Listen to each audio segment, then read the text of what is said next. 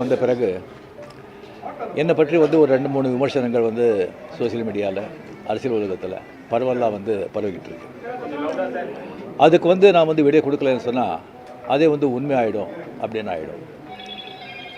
நான் நேற்று பெங்களூர் போகும்போது நீங்கள்லாம் இங்கே வந்திருப்பீங்க, ஏர்போர்ட்டில் யாரோ வந்திருப்பீங்க. அங்கே நீங்கள் கேள்வி கேட்பீங்க, அது விடை கொடுத்துலான்னு இருந்தேன். அப்போ நீங்கள் யாரும் அங்கே இல்லை. அதுக்கு அப்படியே பெங்களூர்லேருந்து திரும்பி வரும்போது கூட அங்கே மீடியா யாருமே இல்லை. அதுக்கப்புறம் 18th கேரளா ஷூட்டிங் இருந்தது சொல்லியிருந்தாங்க. அப்போ நான் விடை கொடுத்துடலாம் அப்படின்னு நினச்சேன். நீங்கள் அங்கே வரலன்னா கூட முதல்ல சொல்லிவிட்டு அங்கே வர சொல்லி விடை கொடுத்துடலான்னு நினச்சேன். அது ஷூட்டிங் போஸ்ட்போன் ஆகிடுச்சு. ஸோ இங்கே ரொம்ப இன்னும் தள்ளக்கூடாது அப்படின்னு சொல்லி உங்களெல்லாம் நான் கூப்பிட்ருக்கேன். ஃபஸ்ட்டு தேர்தல் முடிவுகள் வந்த உடனே நான் ஸ்டாலின் சாரை போய் பார்த்தது. அது கொஞ்சம் விமர்சனங்கள் வந்தது. ஸ்டாலின் சார் அவர்களே என்னுடைய 38-40 ஆண்டு நண்பர். எங்களுடைய நட்பு கொள்கைகள் அரசியலுக்கு அப்பாற்பட்டது. ஜனநாயகத்தில் தோல்வி வெற்றி சகஜம். இருந்தாலும் ஸ்டாலின் அவர்கள் அந்த கொளத்தூரில் தோற்றது எனக்கு கொஞ்சம் சங்கடமாக இருந்தது. அதுக்காக ஒரு நண்பனுங்கிற முறையில், நட்பு முறையில் அவரை போய் நான் பார்த்தேன். அதுக்கு நான் இங்கே விஜய் சிஎம் ஆகக்கூடாது, பவருக்கு வரக்கூடாது, அதை தடுக்கிறதுக்கு ரஜினி அங்கே போயிருக்காங்க. வேறு ஏதோ 2 பெரிய பார்ட்டியை சேர்க்கணும்னு சொல்லி பேசுகிறாங்க அப்படின்னு சொல்லி விமர்சனங்கள் வெளியே வருது. அந்த சூழ்நிலையில் நான் அதெல்லாம் பேச முடியுமா? அப்படி பேசுகிற ஒரு தரங்கெட்ட ஆள் ரஜினிகாந்த் இல்லை. அது தெளிவுபடுத்துகிறேன். ரெண்டாவது நான் அவர் வாழ்த்து சொல்லலை. ஏர்போர்ட் போகும்போது வாழ்த்து சொல்லலை. அவர் ஜெயிச்ச உடனே எக்ஸ் தளத்தில் என்னுடைய வாழ்த்துக்களை நான் அவருக்கு பதிவிட்டேன்.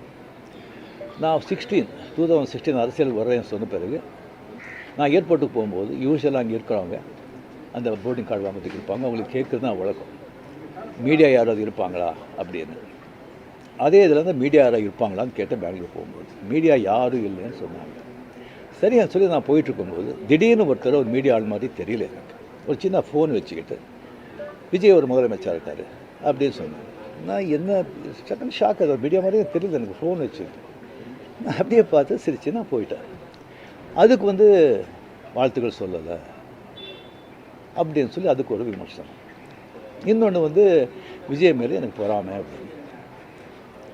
நான் அரசியல் இல்லை, அரசியல் நான் இல்லைன்னு சொல்லி விலகி ஆச்சு. அரசியல் நான் இல்லாத போது அவர் மேலே எனக்கு ஏன் பொறாமை?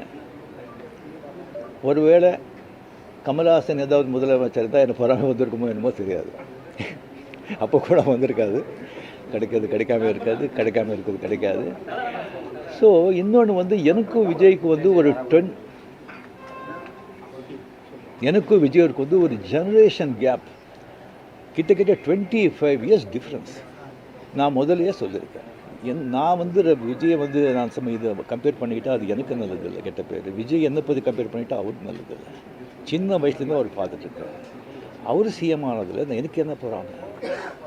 அது இவ்வளோ சின்ன வயசில் 52 வயசில் எம்ஜிஆர் என்டிஆர் சாதனை பண்ணுறதை விட அதை விட ஜாஸ்தி.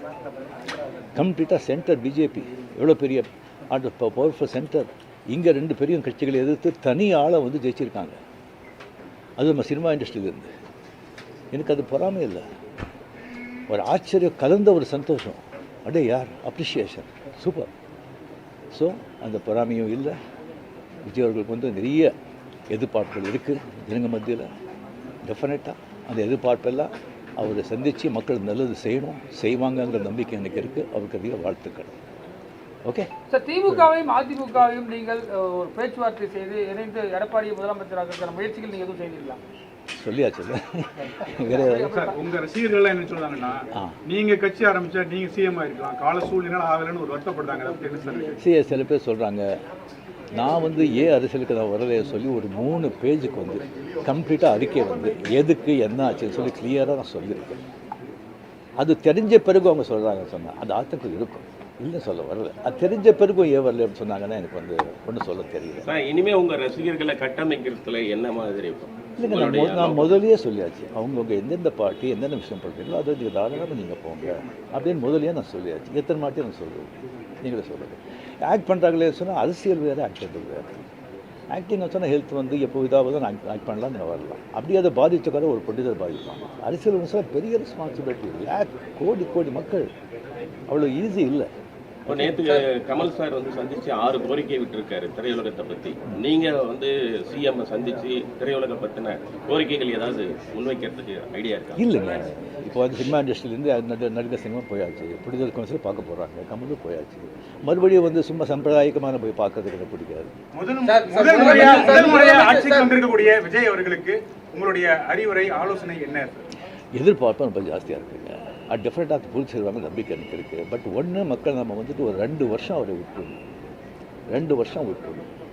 இன்னொன்று வந்து அவருடைய தொண்டர்களாகட்டும் ரசிகர்களாகட்டும் ஜாகிரதையாக வந்து நடந்துக்கணும். இந்த சென்ஸ் அவர் என்ன தப்பு பண்ணால் கூட அது ஸ்ட்ரைட்டாக விஜய்க்கு தான் பாதிக்கும் அப்படிங்கிறத அவங்க மனசில் வச்சுக்கணும்.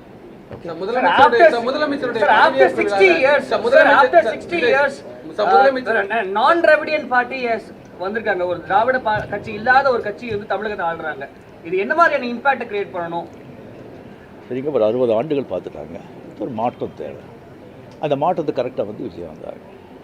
அது வரும்போது கம்ப்ளீட்டாக சினிமா புகழ் 100% சினிமா புகழ் வந்து அவ்வளோ வந்து ஒரு கை கொடுத்துருக்கு. இளைஞர்கள், லேடிஸு அண்ட் சோஷியல் மீடியா அது நல்ல ஒரு வாழ்க்கை. ஓகே, ஏற்கனவே முதலமைச்சருடைய பதவியேற்பு விழாவில் நீங்கள் சிறப்பு விருந்தினராக கலந்துக்கிறீங்க. விஜய் பதவியேற்கும் போது உங்களுக்கு அழைப்பு வந்துச்சா? நீங்கள் கலந்து கொள்ளாத போதும் அது ஒரு சமூக வலைதளங்களில் சில கருத்துக்களை முன் வச்சிருந்தாங்க. உங்களுக்கு முதலமைச்சர் அந்த ஏற்பு விழா ஸ்வேரிங் எங்கே நான் எதில் கலந்துருக்கேன் நான்? ஏன்னா எதுலேயும் கிடையாது. சிறப்பு வந்து உங்களுக்கு அழைப்பு வந்திருக்கு. இன்னும் ஸ்வேரிங்கே பண்ணலைங்க. அந்த அழைப்பு நான் வந்து 96 தான் கலைஞர் இருக்கும்போது, அவர் இருக்கும்போதே நான் வந்து அப்போ நான் போகல. 15 டேஸ்க்கு அப்புறம் நான் வெளியே போயிருந்தேன். 15 டேஸ்க்கு அப்புறம் வந்த பிறகு கலைஞர் சார் கேட்டார், உங்களை பார்க்கணும், நான் வரட்டா நீங்கள் வரீங்களா? ஐயோ நானே வரேன்னு சொல்லி அவர்கிட்ட போய் நான் வாழ்த்துக்கள் சொன்னேன். அப்படி நேரடியாக வந்து மக்கள் வந்து மாற்றம் வேணுன்றதை இந்த தேர்தல் மூலிமா உணர்த்தியிருக்காங்க. 2001 நீங்கள் தேர்தல் கட்சியை வச்சிருந்தா வெற்றி பெற்றுக்கலாம் என்ற ஒரு சொல்லப்படுகிறது. அது வந்து தவறுபட்டுமோன்னு நினைக்கிறீங்களா? இல்லை, 100% வெற்றி பெற்றுருப்பாங்க, அதில் டவுட்டே கிடையாது. பட் ஆனால் அந்த பஸ்ஸை மிஸ் பண்ணிட்டீங்கன்னு நினைக்கிறீங்களா? வேறு கொஸ்டின் சார். இந்தியா லெவலில் இருக்கக்கூடிய பிஜேபி தமிழ்நாட்டில் வந்து ஒரு சீட்டு வருது, என்ன காரணம் சார்? சாரி, நான் அதுக்கெல்லாம் நான் சொல்கிறேன். Okay, my heartily congratulations to Vijay. Definitely a lot of expectation is there from people. Definitely, I hope, I wish he will fulfill that. Thank you.